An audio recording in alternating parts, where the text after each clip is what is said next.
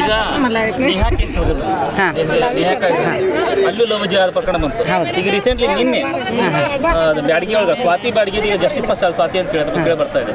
ಅವಳು ಲವ್ ಜಿಹಾದ್ ಕೇಸಲ್ಲಿ ಸಿಕ್ಕಾಕೊಂಡು ಅದ್ರ ಬಗ್ಗೆ ಏನು ಹೇಳ್ತೀನಿ ಮಹಿಳೆಯರಿಗೆ ಹೆಣ್ಮಕ್ಳಿಗೆ ಏನು ಹೇಳ್ತಾರೆ? ಹೆಣ್ಮಕ್ಳಿಗೆ ಏನು ಹೇಳ್ಬೇಕಂದ್ರೆ ಮೊದಲನೇದಾಗಿ ನಮ್ಮ ಸನಾತನ ಧರ್ಮದ ಬಗ್ಗೆ ಮಕ್ಕಳಿಗೆ ನಾವು ತಿಳುವಳಿಕೆ ಕೊಡ್ಬೇಕ್ರಿ. ಆಮೇಲೆ ಇನ್ನೊಂದು ಸೆಲ್ಫ್ ಪ್ರೊಟೆಕ್ಷನ್ ಏನು ಹೆಣ್ಮಕ್ಳಿಗೆ ಬ್ಯಾಡ್ ಟಚ್ ಗುಡ್ ಟಚ್ ಈಗೆಲ್ಲ ಸ್ಕೂಲ್ ಒಳಗೆ ಕಳ್ಸಾತಾರ. ಅದನ್ನು ನಾವು ಮಕ್ಕಳಿಗೆ ದೊಡ್ಡವರಾದ್ಮೇಲೆ ನಾವು ಹೇಳಬೇಕು. ನಮ್ಮ ಸೇಫ್ಟಿ ನಾವು ಹೆಂಗೆ ಮಾಡ್ಕೋಬೇಕು ಅನ್ನೋದು. ನಮ್ಮ ಸೇಫ್ಟಿ ನಾವು ಮಾಡ್ಕೊಂಡ್ರೆ ಇದೆಲ್ಲ ಲವ್ ಜಿಹಾದ್ ಅದೇನು ಬರೋಕ್ಕೆ ಸಾಧ್ಯನೇ ಇಲ್ಲ. ಕಾನೂನಲ್ಲಿ ಏನಾದ್ರು ಉಗ್ರವಾಗಿ ಏನಾದ್ರು ಕಠಿಣ ಶಿಕ್ಷೆ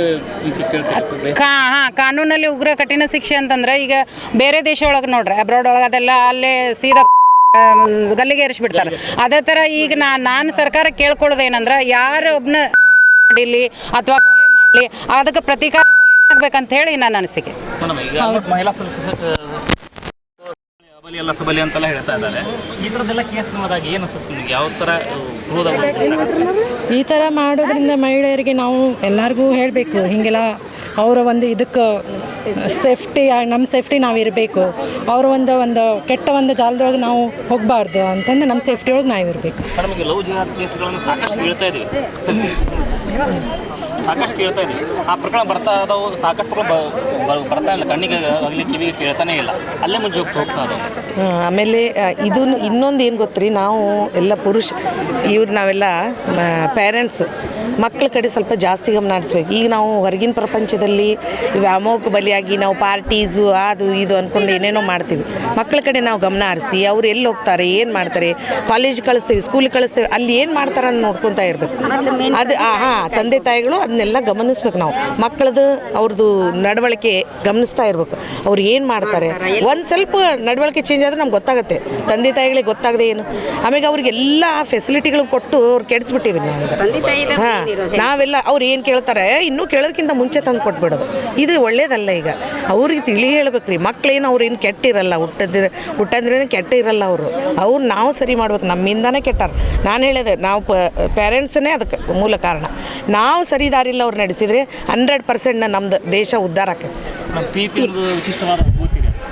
ಅದನ್ನು ಕೆಲವೊಬ್ರು ದುರುಪಯೋಗ ಸರ್, ಅದು ಪ್ರೀತಿ ಅದು ಒಂದು ಕಾಳಜಿ ಅಂತೇಳಿ ತಿಳ್ಕೊಂಡು ನನ್ನ ಜೊತೆಗೆ ಬರುವಂತಹ ಅರ್ಧಾಂಗಿನಿ, ನನ್ನ ಜೀವನದ ಕೊನೆಯವರೆಗೂ ಇರುವಂತಹ ಅದು ಒಂದು ಜೀವನಕ್ಕೆ ನಾನು ಪ್ರೀತಿಯನ್ನು ಕೊಡ್ತೇನೆ ಅಂತಿಕೊಂಡೇಳಂದ್ರೆ ಆ ಪ್ರೀತಿಯನ್ನು ನಾವೇನು ಮಾಡಬೇಕು, ಸಂರಕ್ಷಣೆಯನ್ನು ಮಾಡಬೇಕು. ಆದರೆ ಈಗ ಅದು ಪ್ರೀತಿ ಅನ್ನೋದು ಏನಾಗ್ಬಿಟ್ಟಿದೆ, ಲವ್ ಜಿಹಾದ್ ಅನ್ನೋವಂಥದ್ದು ಒಂದು ಟರ್ನ್ ಆಗಿಬಿಟ್ಟಿದೆ.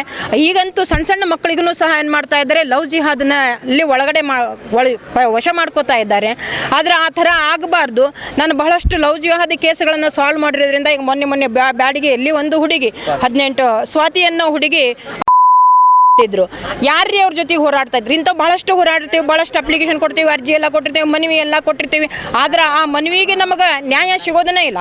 ಆ ಎಲ್ಲ ಮನವಿಗಳನ್ನು ಬಹುಶಃ ಡಸ್ಟ್ಬಿನ್ಗೆ ಏನಾದರೂ ಹಾಕ್ತಾ ಇದ್ದಾರನ್ನೋ ಕೊನೆಯವ್ರಿಗೆ ಹೋಗ್ತಾ ಇಲ್ಲ. ಈಗಂತೂ ಕಾಂಗ್ರೆಸ್ ಸರ್ಕಾರ ಬಂದಾಗಿಂತ ಎಲ್ಲರನ್ನೂ ಮುಸಲ್ರನ್ನ ಓಲೈಸೋರು ಆಗಿಬಿಟ್ಟಿದ್ದಾರೆ ಹೊರತು ಯಾರು ಹಿಂದೂ ಪರವಾಗಿಲ್ಲ. ಒಬ್ಬ ಯುವಕ ಸಾಯ್ತಾನ ಅಂತಿಕೊಂಡೇಳಂದ್ರೆ ಅವ ಒಬ್ಬ ಯುವಕ ಒಂದು ಮನೆಗೆ ಆಧಾರವಾಗಿರ್ತಾನ.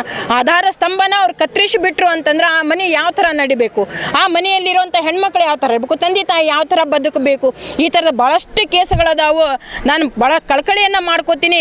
ನಮ್ಮಂಥ ಯುವಕರು ಅಥವಾ ಮಹಿಳೆಯರು ಎಲ್ಲನೂ ಜಾಗೃತಿಯನ್ನು ಮೂಡಿಸ್ತಾ ಇದ್ದೇವೆ. ಈಗಂತೂ ಭಾಳಷ್ಟು ನಾವು ಕೆಲಸವನ್ನು ಮಾಡ್ತೀವಿ. ವಿಶ್ವ ಹಿಂದೂ ಪರಿಷತ್ ಅಂತೂ ಕೈ ತೊಳೆದು ಬೆನ್ನು ಹತ್ಬಿಟ್ಟಿದೆ. ಲವ್ ಜಿಹಾದ್ ಅನ್ನೋದಾಗಲಿ, ನಮ್ಮ ಧರ್ಮದ ರಕ್ಷಣೆ ಆಗಲಿ, ನಮ್ಮ ದೇವಸ್ಥಾನಗಳ ಉಳಿವೆಗಾಗಿ ನಾವೆಲ್ಲ ಏನು ಮಾಡ್ತಾ ಇದ್ದೀವಿ, ಬಹಳಷ್ಟು ಯುದ್ಧವನ್ನು ನಾವು ಮಾಡ್ತಾ ಇದ್ದೇವೆ. ಯುದ್ಧದ ರೂಪದಲ್ಲೇ ನಾವು ಕೆಲಸವನ್ನು ಮಾಡ್ತಾ ಇದ್ದೇವೆ.